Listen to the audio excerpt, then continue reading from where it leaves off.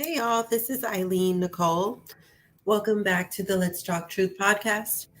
I am I wanted to talk to you today about, as you know, that I am one thing that I really want to continue to bring awareness to is sex trafficking and sexual oppression. So I want to go over this story that has been reported as of today, which is October 12th. Um, with let's go over this story. So, sex trafficking cases climb in New York, but NYPD is accused of turning a blind eye. Some victims, some as young as 12, face a traffic jam of men rolling through to buy sex. So, let's look at this article. So, Harriet Barber is the author at Global Health Reporter. So let's read it. Trafficking is now the fastest growing organized crime in the US. All right. So, walking through the streets of Queens, New York, with her two best friends at the age of 12, Melanie Thompson was being assessed. Two boys from her neighborhood, a few years older but familiar faces from middle school, made a calculation and invited the girls indoors. It was really innocent at first. We were just joking around. Then they gave us alcohol and I ended up blacking out. Melanie recalled, when I woke up, my two girlfriends were gone. I was being raped by one of the boys. Melanie tried to find her clothes and escape from the basement, but she was trapped. An older man entered. He told me I wasn't going anywhere. He told the Telegraph, waving her right to anonymity. My trafficking had started. Human trafficking, including sex and child trafficking, has increased worldwide in recent years. In the United States, it is now the fastest growing organized criminal activity. We're seeing a very high degree of an escalation in sexual violence and a very high degree of human trafficking taking place in and around New York City and throughout the state. Warned Dorshan Leadolt, director of the Center of Battered Women Legal Services and Sanctuary for Families, the largest legal services program for domestic violence victims in the U.S.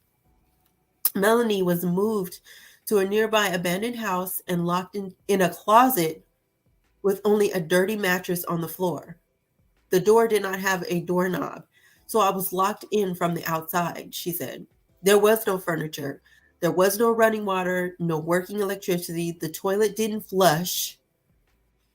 Escape attempts through a window failed. As punishment, Melanie's face was burnt with cigarettes, a gun held against her head, and told that next time she would be killed. I know where your sister goes to school, her pimp threatened.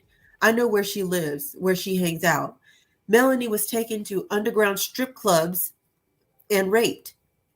He would make me dance and then sleep with the men who would stand around watching me dance.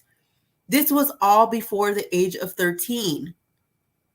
Between 6 and 7 a.m., Melanie would be forced to walk the track roads in the U.S. known for sex work. One evening, another girl on the track said, I feel like I've seen your missing poster in the train stations. While Melanie was trafficked just over a decade ago. The pandemic has absolutely caused a spike in the number of people being trafficked, Ms. Leadold said. It's the deadly combination of people losing their jobs, increasing poverty, and many victims sheltering in their homes with abusers. We've seen a spike in homicide and domestic violence victims, Ms. Leadold said. During April 1st through September 30th, 2020, a period in which New York experienced statewide COVID restrictions, the number of situations in which people needed immediate emergency shelter nearly doubled.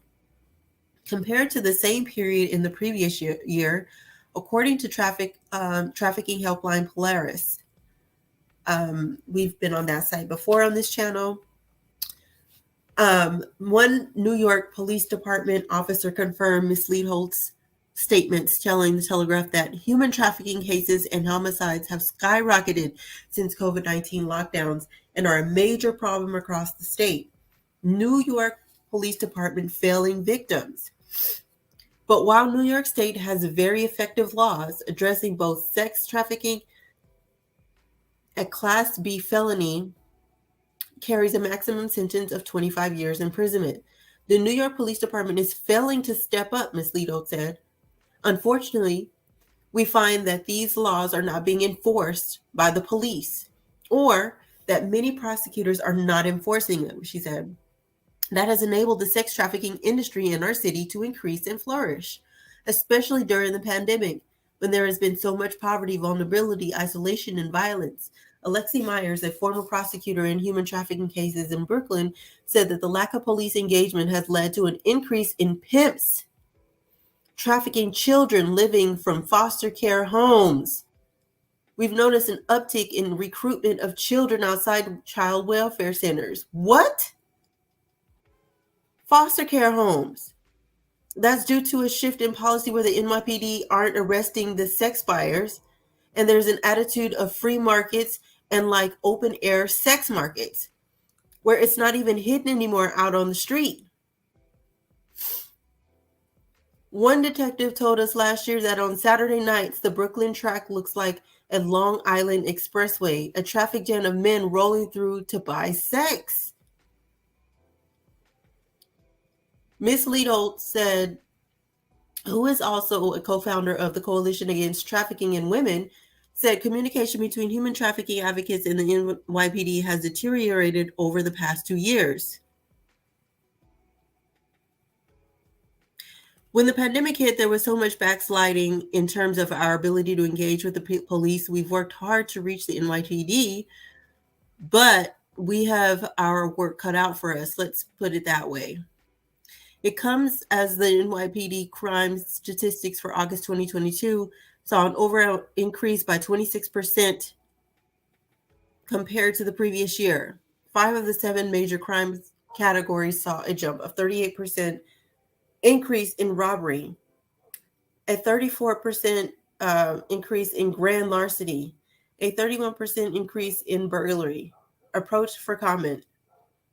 A spokesperson for the Deputy Commissioner of Public Information said the NYPD had shifted its policy in 2017, which has led to overall arrests of prostitution-related charges declining from 682 in 2014 to 193 arrests in 2021. There have been fewer arrests for sex workers, which trafficking advocates support. However, arrests of pimps and buyers have also decreased. What sense does that make? So they have all but abandoned this whole thing. New York Police Department has abandoned it. Arrests of buyers, johns, and promoters, pimps of sex have also gone down, the spokesperson said. They added that the NYPD is refocusing efforts to cases involving sex trafficking, indentured servitude, and the exploitation of children. Oh, man. So when Melanie was found by the police 13 years ago, she was arrested under a warrant used for runaway children. While waiting for officials, Melanie said she was handcuffed to a metal bench. Wow. They were trying to intimidate me, saying, "You're being arrested for prostitution." The cops were making jokes. They were saying, "How bad do you want to see your mom?" Wow. They left me there for a while. I was banging on the chair that I was attached to and trying to get someone's attention, but I really had to use the bathroom. Melanie said she urinated over herself before she was allowed to see. They've been, wow. Activists say police have engaged in how to better support victims of trafficking over the past decade since Melanie's detention, but victim support and training is still greatly needed. The DCPI spokesperson said the NYPD coordinates with several social service agencies who work with sex workers to help connect them to prompt and supportive services. At-risk populations, so local girls and women account for the largest group who are sex trafficked in New York, according to Ms. Lido. particularly those living in vulnerable households or foster care, LGBTQ plus people who are made homeless, and those with histories of sexual abuse. In Queens, there is also a high in incidence of sex trafficking through brothels of Asian women, principally from China and Korea, most of whom are undocumented. There is significant trafficking from Latin America, highly organized family based trafficking, typically of young women. They promise vulnerable young women who are usually in conditions of poverty and teenagers romance, marriage, and support. Then they slowly groom them into sex trafficking. Scores of women. This is the, oh boy. Traffickers lure white collar workers into bogus overseas jobs. Well, let's continue with this here. Ms. Myers added that communities often traffic their own. In 2020, 42% of trafficking victims in New York were brought in by a member of their family, according to Polaris. 39% were recruited through an intimate partner or marriage proposal. Ms. Thompson, Ms. Leopold, and Mrs. Myers are all calling for better engagement and support service from the NYPD. There's a lot of talk around what we do to keep victims safe or get them out, but there's nothing really that focuses or targets on rehabilitation so that we do not relapse. Stop the arrest of people who are in prostitution, but keep the criminal penalties against sex buyers and exploiters, including brothel owners, said Ms. Myers. Seeing a 12-year-old child pregnant with a child from an abuser, there's nothing worse. You need to fight for these women. I don't understand why you would, instead of, so it's like, well, if we can't arrest the prostitute, who they think is a prostitute, but this is really a victim who was forced into prostitution. She's not a prostitute. So if you can't arrest this person for prostitution, then you don't want to do nothing at all. Because they know that there's no retaliation from the victim. And there's nobody that's really retaliating for the victim. And retaliation meaning legal retaliation. This NYPD should be sued for dropping the ball on this. Oh man. All right. Well, that's this article. I hate to see this. There's always sex trafficking is ramping up. You heard what they said. It's a poverty situation ever since COVID-19. It is the fastest growing. What did it say? Trafficking is now the fastest growing organized crime in the US. Like, remember that. If it's going down in New York, it's going down in Cali. It's going all over in all the states in between and above and below.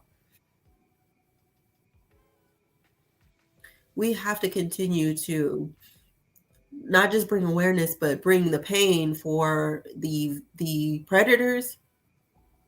And she's right. The victims need to be taken care of, and they need to be rehabilitated. You can't just say, okay, well, we've taken you away from this predator, and so now go off and have a good life. But you don't have any resources. They don't know what that is. They don't know what that means.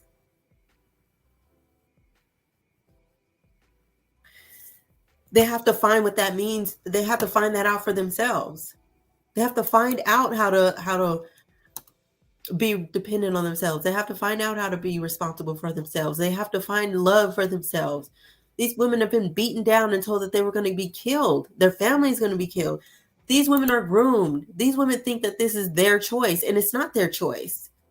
And then people in the community have that actually don't do the actual act of pimping and managing these types of women that fall, these victims that fall into this situation. Some members in the community make it even worse because they sit there and they say, well, She just needed a little money, so that's why she did it. No, she didn't do it. If you're doing something under duress, like under poverty, that means you're not doing it because you want to do it. You're not. And you should be given the chance to leave that profession, right? Well, if you can't leave that profession, that means you're a victim. This is the whole thing with R. Kelly and why he's in prison now with his perverted. Listen, the reason why he's in prison is because he didn't let people leave when they wanted to leave. That's why. And it was a nationwide event. This kind of thing breaks my heart, like for sure. I hate hearing about this, but I hate hearing worse. I hate hearing that the predators get away and that the victims have no resources beyond, you know, getting a hotel. They don't have people that can walk them through until they're okay. And that's really what they need. They need comfort. They need hope. They need understanding. They need a community behind them to let them know that none of this was your fault. And it won't be your fault. The only thing you can do now to move forward is to take it one step at a time and peel back the layers that you didn't put on yourself. Take those layers off. You do have permission to do that because it's you. It's your life. These layers were forced on you, but you didn't participate in it. You survived. Listen, if you're a victim of sex trafficking or pimping and pandering, if you're a victim, I want you to know that God loves you. God wants you to know that this is not your fate. This is not something that he planned for you. This is not the life that he ever planned for you. And part of your life was stolen, was taken hostage by some individual that thought that they had power over you. But by the fact that you survived and you moved on and you moved forward, now he wants to help you restore what you lost in more ways than one. He wants to help you restore some peace of mind, to help you get through so that you can have some normalcy in your own terms and between you and God, that what that normalcy would be, that protection, so that you don't have to live the rest of your life in fear, because that's another thing. They always live in life of fear because of the whole thing, the whole ordeal that they've been through. They've been threatened with murder, with harm, with their family being harmed. They've been threatened over and over and over again. And that's not okay. But he wants you to know that that's not your fate, and it never will be your fate. The only thing that you have to do now is allow him to help you. But that's a choice. He's not like those predators that you were with. He's not going to force you to do anything. But it would be a great thing for you to make a choice that will last you for the rest of your life, all the way into eternity. A good choice.